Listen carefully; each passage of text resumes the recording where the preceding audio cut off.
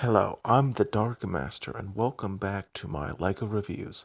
This time, we move up from a polybag to a small set, that being set number 71708, Gamers Market. It comes with a whopping 9 minifigures and 218 pieces. Let's get into it.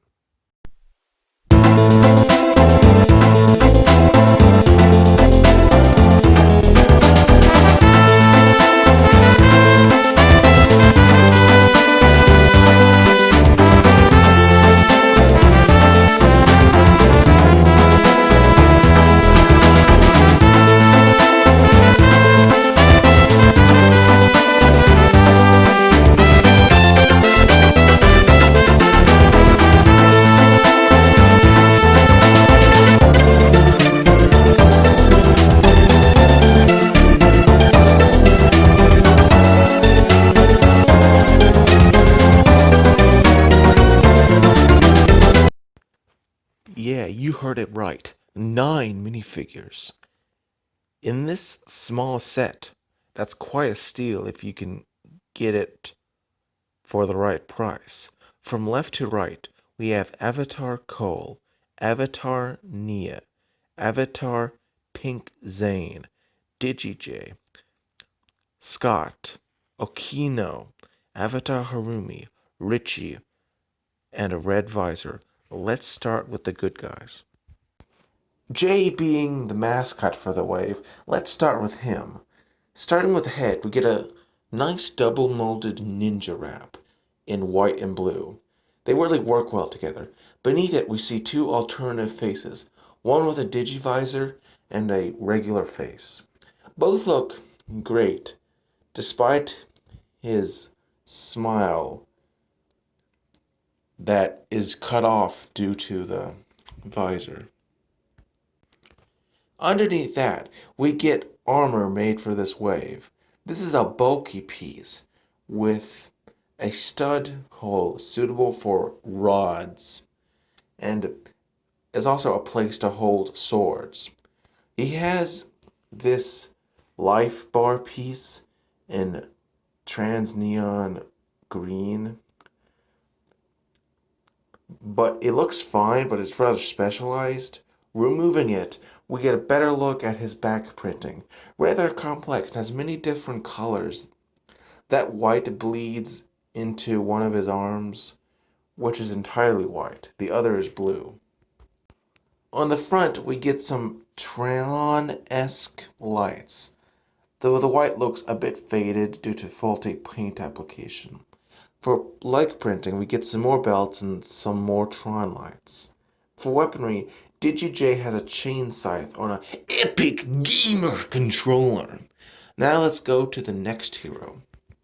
The next figure is a blast from the past, Avatar Pink Zane. But it's not actually Zane. It's really just a reference to a one-off gag where Zane's white robes were put in the laundry with Kai's red robes by Lloyd. It's really more of an avatar by someone else. But I really like the old style of ninja head wrap, especially in new recolors. Underneath, we get to see the two faces typical of Zane. One is smiling, the other frowning, though the smile looks more like a surprise with the hood wrap on. Really, I just think that this is perhaps one of the greatest ninja hood wraps, and I hope we get to see it in more waves. Being an allusion to older minifigures, Avatar Pink Zane's torso and leg prints are rather simple, and especially the back print. I mean, gosh darn, there's not a lot there. For weaponry, he wields two shurikens, presumably of ice. Overall, a decent figure that serves as a blast from the past. Now, let's go to Cole. Avatar Cole is based on a lumberjack, in addition to his regular disguise in the animated series. He has his hair and standard face, but also has a handlebar mustache, which is humorous. His torso is simple with lumberjack plaid patterns on both the front and back. He has red arms and plain unprinted black legs. rather basic. For weaponry, he wields two pickaxes. Now let's go to the final ninja of this set, Avatar Nia. Nia here dons a breathing apparatus on land for some reason. She has her nice regular hair, and both faces look fine, though the emotion is hampered slightly due to the breathing apparatus. Her torso shows a wetsuit and again has black regular legs, but here I can forgive it since it's meant to be a wetsuit. You can see the zipper on her back, which is just amazing. For weaponry, she has a harpoon gun, and my gosh, that is hardcore. Still covering the heroes, we go to Scott. He has a cool blue skin tone with two faces. One is covered, the other is a smirking laugh. He has a hoodie slash hat pit combination, which is a superior recolor of a piece originally used in Hidden Side, a theme that I've never bought a set for, but from what I can tell is relatively liked.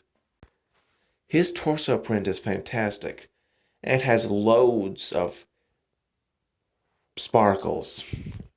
The back print has a fine variant of the ninja dragon circle. His legs are gray with suitable printing.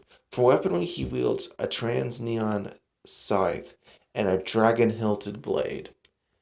He's a perfectly fine good guy, and he has more significance in the show, but honestly, I think he's perhaps the most wasted potential we've had on a character since Hutchins, really. The final good guy of the set is Okino, perhaps my favorite of the set. For hair, he has a recolor of Unagami's hairpiece in black and maroon as opposed to the white and red of the original. His face printing is excellent, with the beard and eye bags.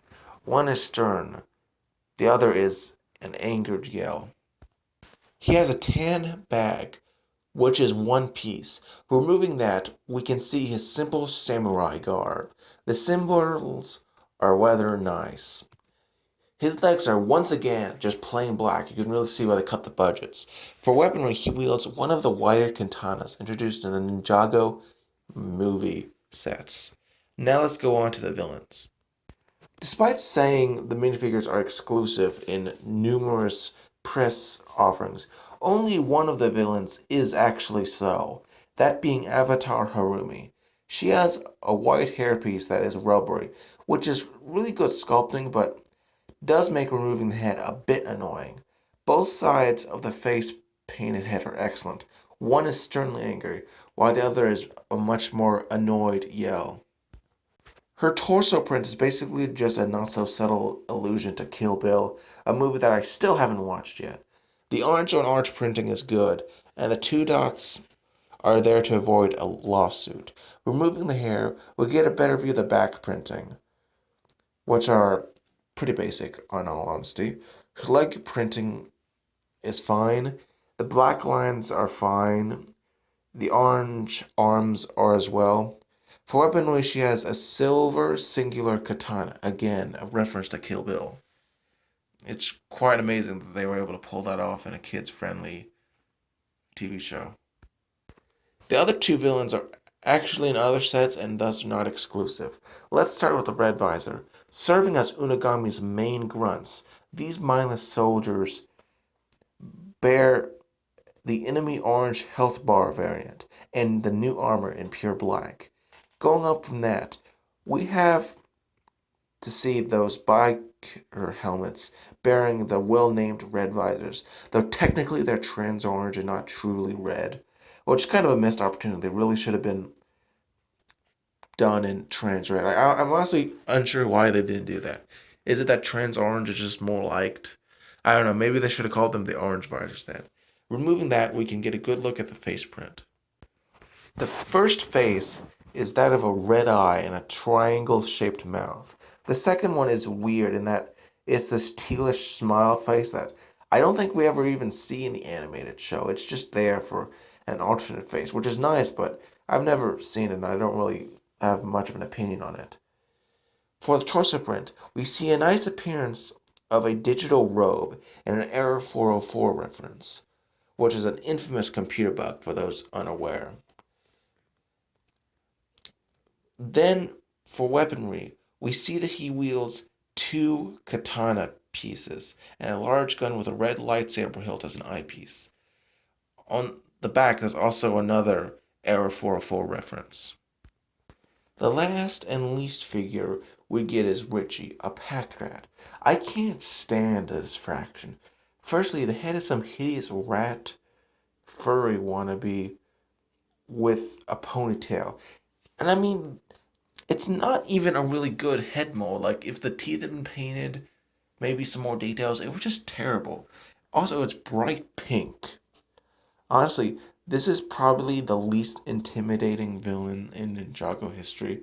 I mean, it's just some weird furry design, and the torso is flat and pixelated, not in a clever way. The back print is weak. The legs are okay. The light green lights are like decent, and I have to admit, I do kind of like the orange katanas he wields as weaponry, but overall, he's just terrible.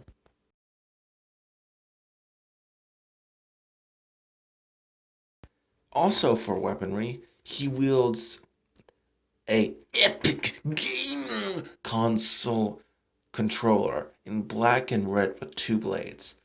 Honestly, I'd kind of like a control in that color scheme, though I don't think one's available. Anyway, let's go to the builds. Let's start with the build with market in its billboard, the item market.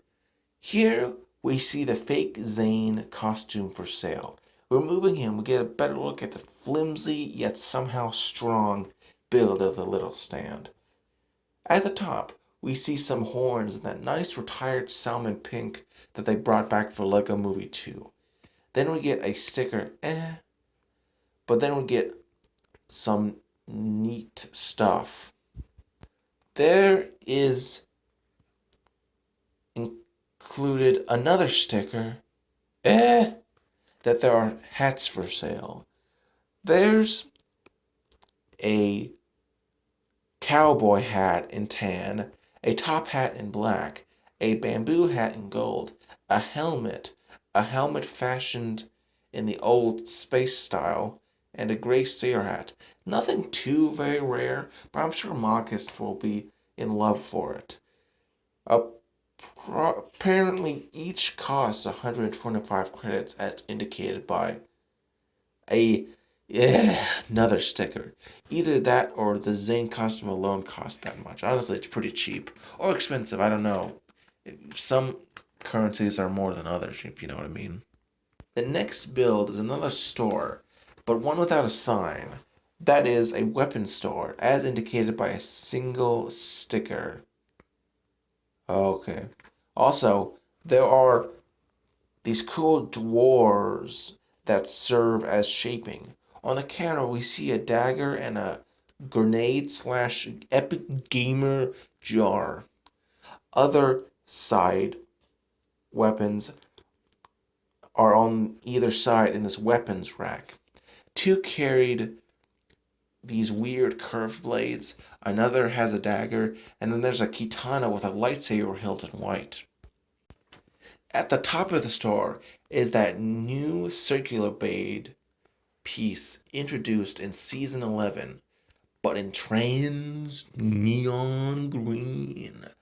Turning to the back, there are two weapon holders with loads of colorful katanas. There's a red one and a teal one and a trans neon green one with a gold dragon hilt and a regular gold one too.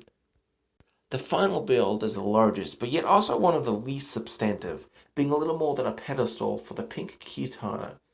It is really well sculpted with megaphone pieces and all these slopes and jagged edges in red. At least we got a teal piece, though unfortunately that is covered up with a rather large and obvious sticker bearing Unagami's symbol. Now let's go over the overall pieces and collectible of the set, and then my final thoughts. The pink katana is probably my least favorite of the three variants. I don't know, just the trans pink doesn't do it for me with the white handle. They should have made the handle black like Richie's visor, which I mean, Richie's visor is the coolest thing about him. The little power up box is a bit cute though, and I do kind of like its coloration. The pieces in this set are far more diverse and excellent than in the polybag. The big teal piece is kind of neat, though unfortunately, again, you have to put a sticker on it, which, I mean, I'm sure you can just remove the sticker, but I'm sure Marcus will just not even use the sticker at all.